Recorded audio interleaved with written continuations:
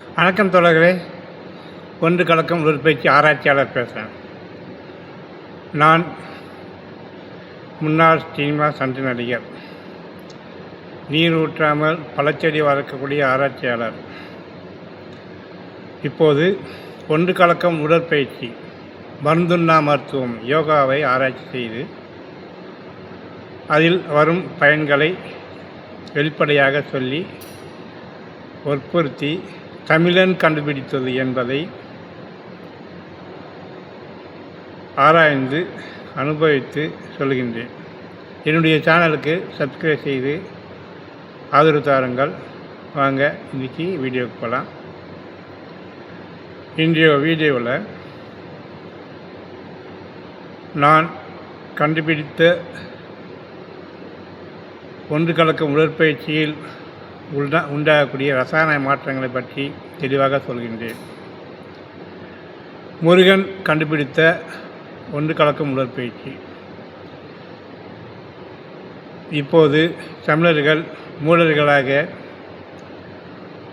சக்கரை நோய், பிபி எனும் தேவையில்லாத உடல் கோளாறுகளை ஏற்றி வைத்திருக்கிறார்கள். அதனை சீராக்குவதற்கு ஒன்று கலக்கும் உடற்பயிற்சியில் அருமையான ஆசனங்கள் இருக்கின்றன. நான் பல்வேறு பதிவுகளை போட்டிருக்கின்றேன் ஒன்று கலக்கும் உடற்பயிற்சி என்று. தமிழன் கண்டுபிடித்து பல்வேறு அறிவியல், பச்சிலை மூலிகை வைத்தியம், ஒன்று கலக்கும் உடற்பயிற்சி, சிலம்பம், உலகத்திலே முதலில் இந்தியாவிலே முதலில் 4 பக்கம் செங்கலில் 4 பக்க ஒரு எழுத்து வடிவம் செங்கல் இருக்கிறது என்பதை நான் அறிவேன்.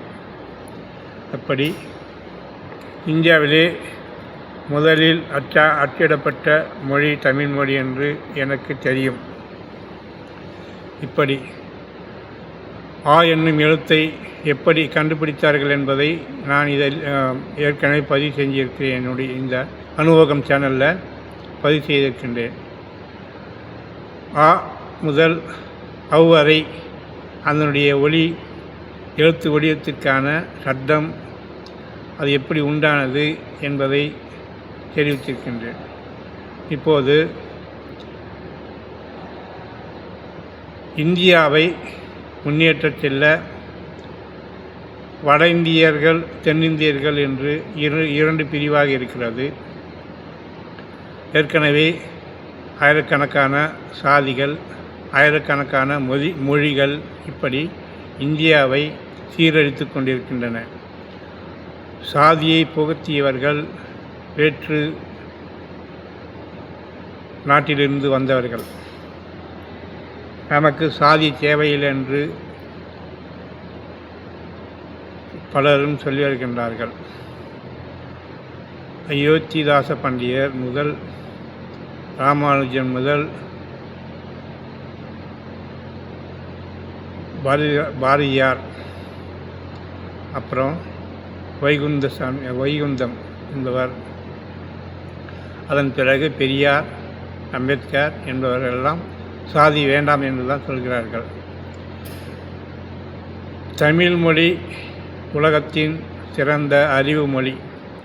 ஆங்கிலத்தில் எப்படி உச்சரிக்கிறார்களோ அதுபோல் தமிழில் 10 பிறகு 11 12 என்று அச்சு பிறகாமல் எண்ணும் எழுத்தும் அறிவியலுக்கு ஏற்றபடி இருக்கிறது.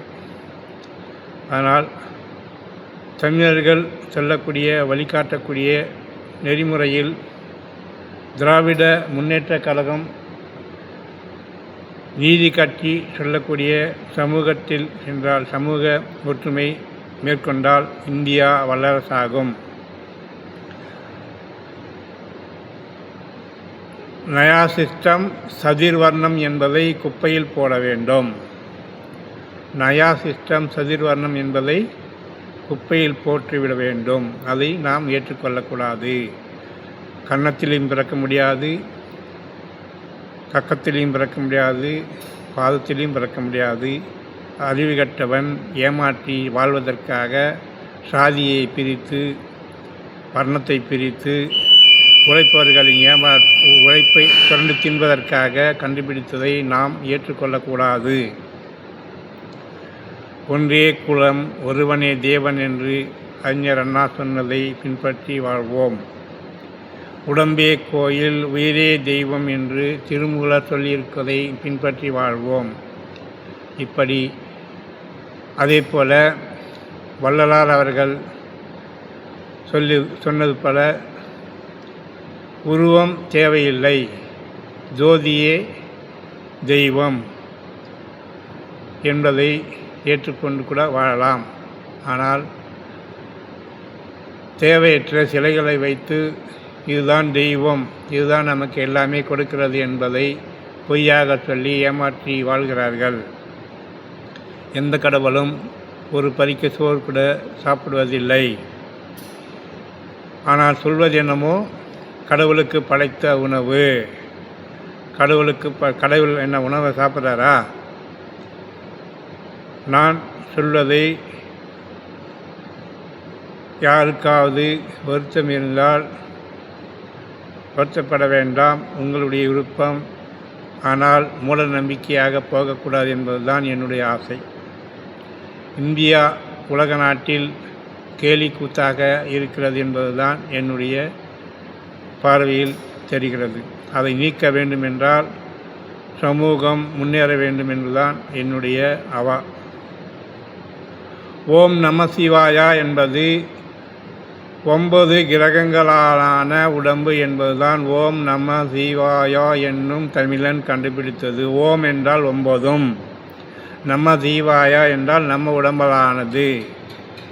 ஓம் நம சிவாயா என்றால் 9 கிரகங்களாலான உடம்பே என்பதை தான் ஓம் நம சிவாயா என்னும் தமிழன் கண்டுபிடித்தது. இதை விட்டுட்டு நவகிரகங்கள் என்று சொல்கிறார்கள். நம் உடம்பே 9 கிரகங்களாலான உடம்பு. அதன் பிறகு நவகிரகம் நமக்கு தேவையில்லை. 9 கிரகங்களான நம்ம உடம்பு பின்னாடி நம்ம உடம்பே கோயில் உயிரே தெய்வம் என்பதை கண்டுபிடித்து சொல்லியிருக்கிறார்கள் முன்னோர்கள். அவர்கள் ஆரோக்கியமாக 1000 ஆண்டுகளாக வாழ்ந்து கொண்டிருக்கிறார்கள். அப்படி இருக்கும்போது நாம் தமிழன் கண்டுபிடித்த ஒன்று கலக்கும் உடற்பயிற்சி, முருகரிடம் இருக்கும் பாம்பு மயில் சேவல், இதுதான் முக்கிய பொருளாக யோகா என்னும் ஒன்று கலக்கும் உடற்பயிற்சி. ஒன்று கலக்கும் உடற்பயிற்சியை பல 100 ஆண்டுகளாக யோகா என்று புகுத்திவிட்டு குண்டலி யோகா சுண்டலி யோகா என்பதெல்லாம் மடைமாற்றி குண்டம் இனினி, நோய்க்கிருமிகளை சுட்டி எரிக்கும் குண்டம் இனினியாக மாறுவதற்கு தான் ஒன்று கலக்கம் உடற்பயிற்சி. ஒன்று கலக்கம் உடற்பயிற்சி செய்துவிட்டால் நோய்களுக்கு குண்டமாக, அதாவது குண்டம் என்றால் தீ, நோய்களுக்கு உன் உடம்பு தீயாக மாறிவிட்டது என்பதுதான் குண்டம் இனினி ஆகிவிட்டா என்பது சொல்வதுதான் குண்டம் இனினி என்பதை குண்டலி யோகா அப்படின்னு சொன்னாங்க. யோகா செய்தால் அந்தரத்தில் பறக்கலாம் என்பதெல்லாம் பொய். ஸ்ரீ ரவிசங்கர் அவர்கள் கண்டுபிடித்த